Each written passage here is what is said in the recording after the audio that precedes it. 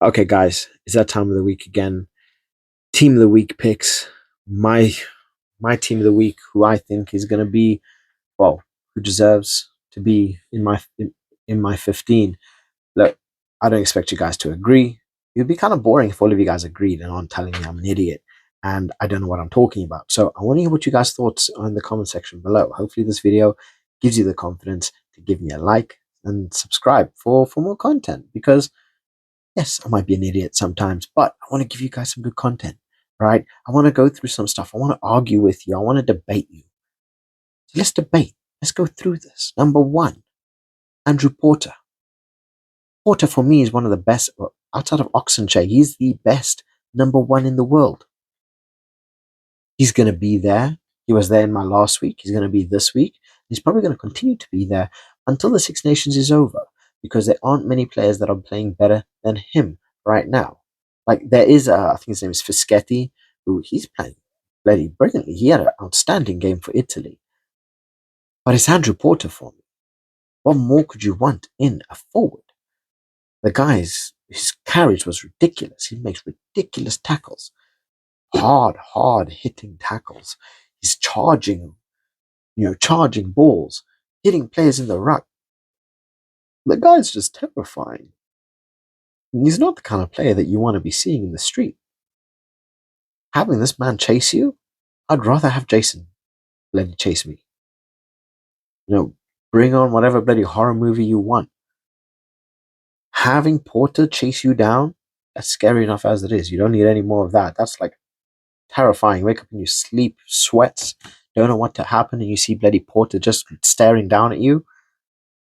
That's death. You're gone. My soul's gone to heaven. Poof, gone. Bloody die of fright. Two, Nicotera. The Italian forwards are immense. That's all I gotta say. They are bloody immense. This is not the Italy of old. This is not the Italy that used to get manhandled by teams. I'm telling you this now. Italy are making a change. They are no longer the pushovers that they used to once be. Personally, the way that they played, if the other teams like Porter didn't play so damn well, and Bielan, which ultimately is my number three, I would be having Ferrari, I would be having Negri. They are some of the most dominating forwards right now, especially in the Six Nations. They are scary forwards. You look at the major tackles they're making. You look at the tackles that they stopping people in their tracks, stopping play. Absolutely terrifying. These guys are monsters. And this is why I say the Italian side is not what they used to be. And Nicotera, he's the kind of player that you want in your squad when you need something to be done, when you need to get a result, when you need something to happen that's going to change things in your favor. This is the kind of player that you want. He's the kind of player that will grab the goat by the balls and squeeze it and just like beat him into submission and make him give you what the hell he wants. Terrifying. Forget grab the bull by the horns. This guy's literally just grabbing goats and throwing it at you until you bloody give up. He is ridiculous. Who needs a bull when you got a bloody bull in Nicotera? The guy is scary. Just scary. Yes, I do love rugby. But also me standing next to a rugby player, I look like a toddler. Like I'm at waist height. That's not the kind of thing that you want when you're standing next to a rugby player and you can see pockets. Like seeing a jean pocket when you turn around. No, I'm gone. I just go other side of the road. Number three, BLM.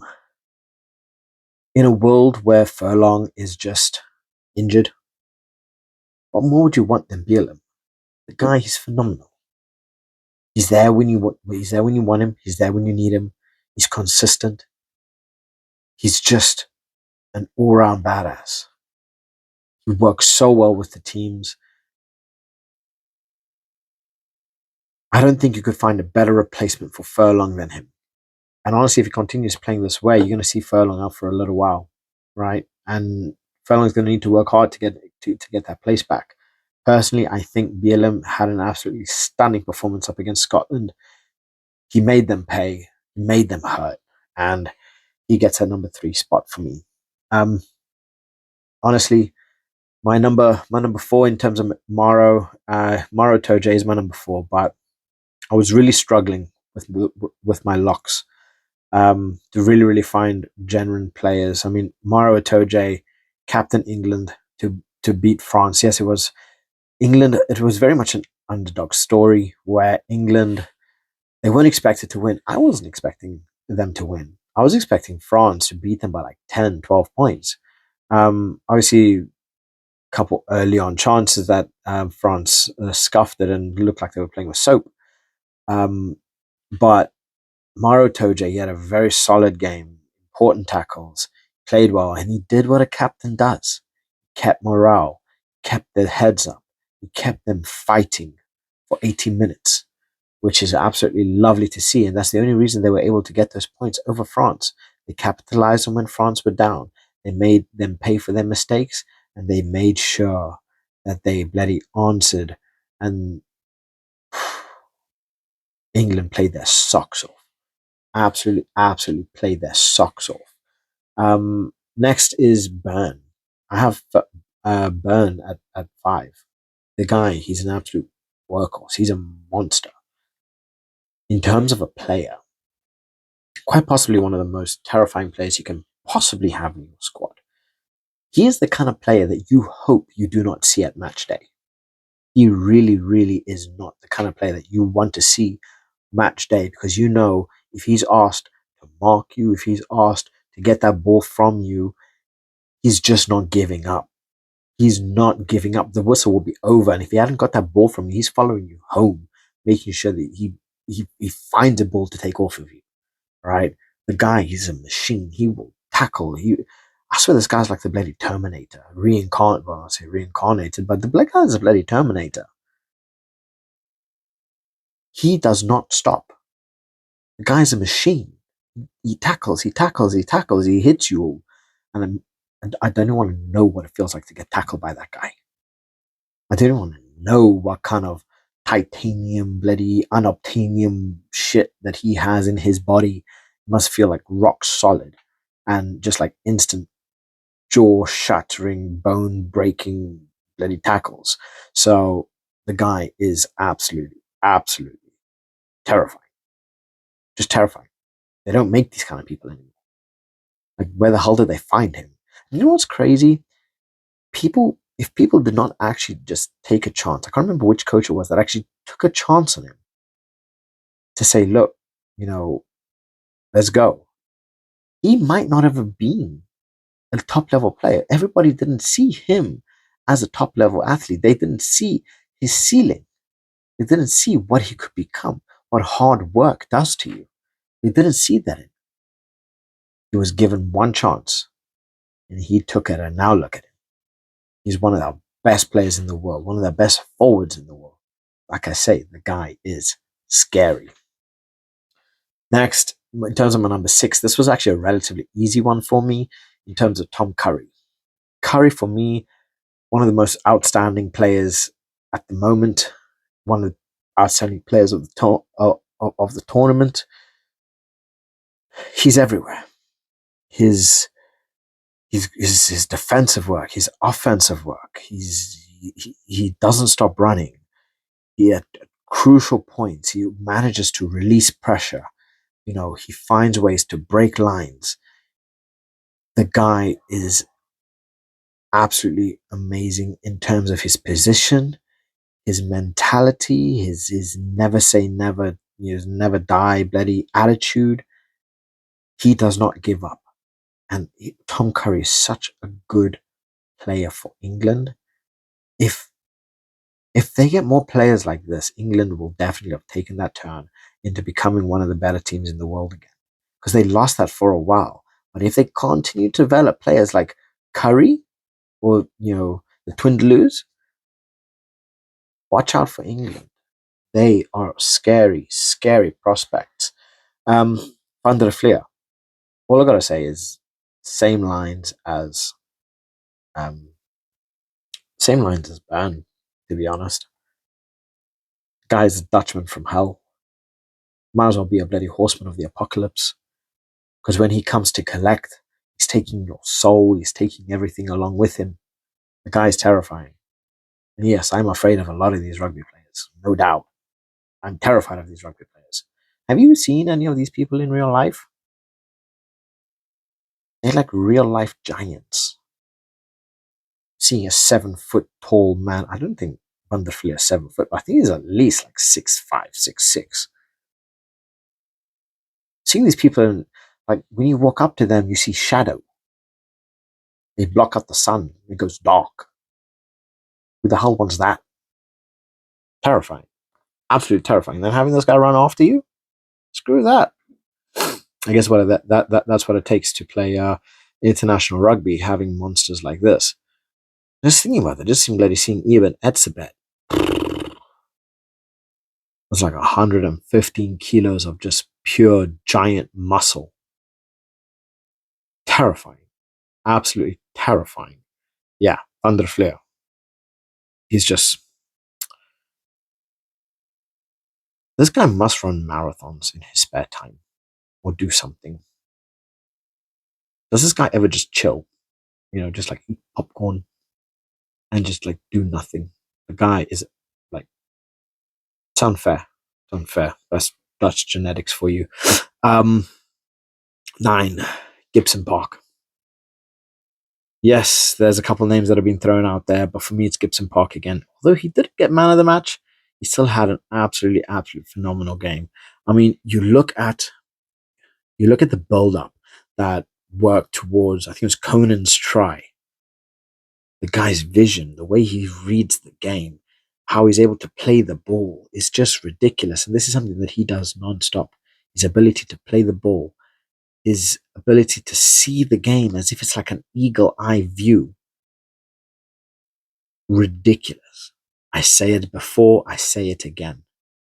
One of the best 9s in the world. If DuPont was not there, that bloody magician, bloody Houdini of a man, Gibson Park, no doubt. No doubt. Gibson Park is terrifying. Not in terms of physical, but the man is able to read a game like no other. And I swear this guy can see like at least a couple seconds into the future. Because when he plays the game, it honestly feels like he can see into the future. He really, really does. 10 for me, Prendergast. I actually did a video about Prendergast, and personally, I get a lot of people calling him the Prendergoat. I'm there with you, my friend. I am there with you. Prendergoat lives long and strong. 22 years old, 3 caps to his name, something stupid like that. Playing like this. What planet is this guy from?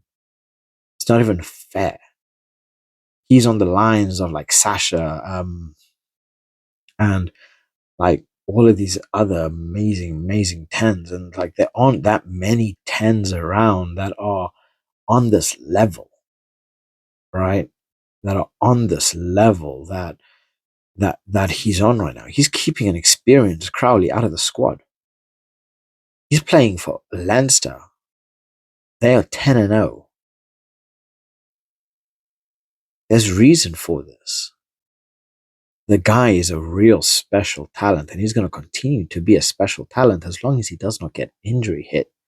Because we've all seen what a slight injury does to you. You don't recover from it. You're too stubborn and you don't want to listen.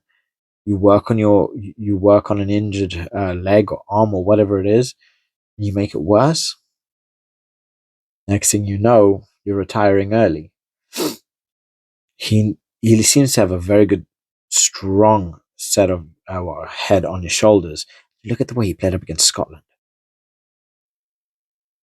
His ability to work in the pocket, his ability to kick and find space, his ability to offload, dragging in players. He deserved that man of the match. I'm just saying. Madness. And then let's go 12, 13, and then I'll do my wings and fullback. So 12, I have Lawrence. Ollie Lawrence again. Brilliant performance. I think the England players really deserved their praise. Ollie Lawrence coming in strong, being in good positions, really working. Again, he's a workhorse. And some of his tackles at crucial moments were brilliant. Yeah, Ollie Lawrence, he's there for me. And then 13, Henshaw. Personally, watching the Ireland game, Henshaw shut out Scotland like nobody's business. Henshaw shut out Scotland. Henshaw's like he nullified anything that Scotland had to throw at him. And you look at Henshaw. Normally, he's very much like an offensive player, not too good in terms of defense. The guy, he had it all today. He had one of those games that he was just here, there, everywhere, making big tackles, making big runs. He had it all. And he made Scotland their, well, his little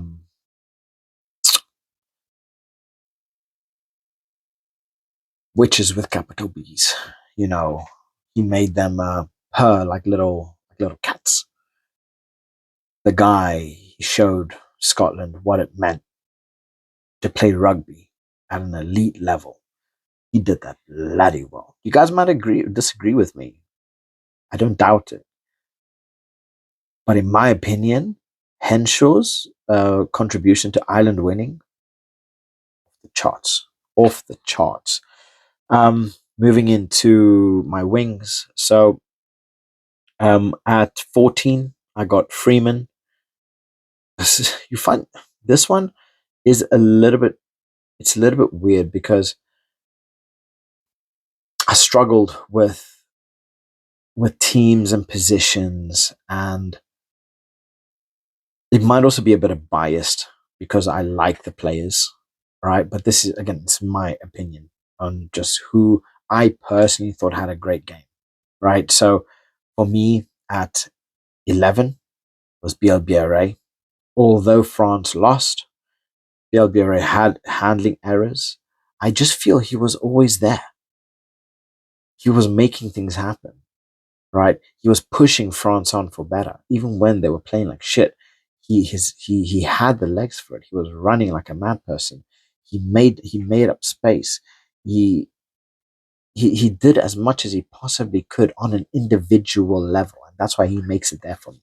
Yes, it might also be a bit of personal bias, but for me, BLBRA, considering his individual performance for the squad, I have him there. And then Freeman, which ultimately was his opposite number, um, had a phenomenal game again. And ultimately, he did end up getting the better of BLBRA in the air. Tommy Freeman's game really took a different light as it came into that second half.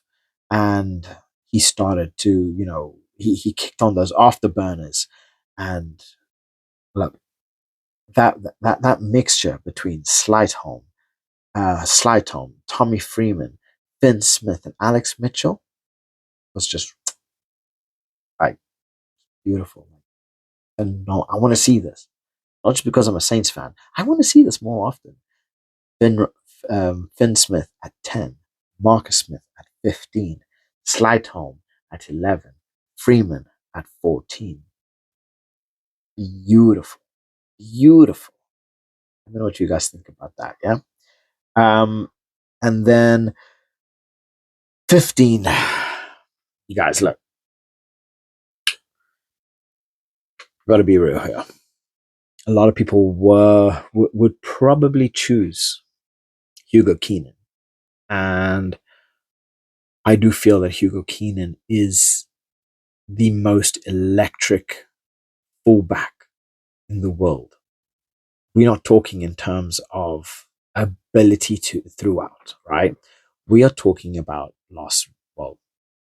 this past round two's games.